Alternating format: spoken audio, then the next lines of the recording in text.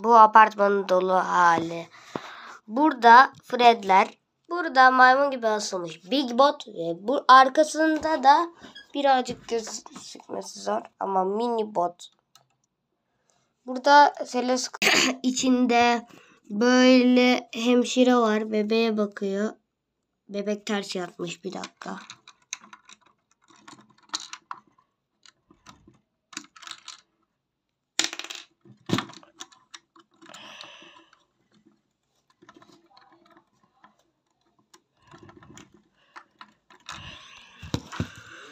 Burada bilgisayarıyla uğraşan UFO adam var. Hackleyecek herkesi. Burada Darth Vader var.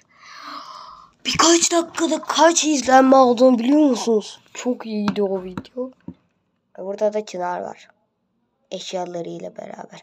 Bir tane animasyon da alırız bundan. Değil mi?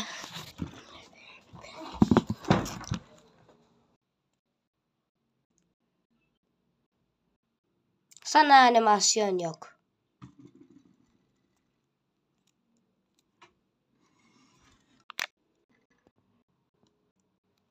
Sana da animasyon yok.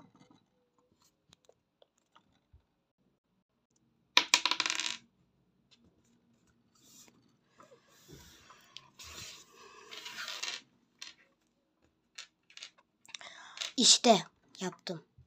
Bu teleskopla ne yapacağımı bilmiyordum. Ve ayrıca bu UFO adamı o kadar ellerine tık tık tık tık tık tık tık tık tık uğraşmak istemiyorum.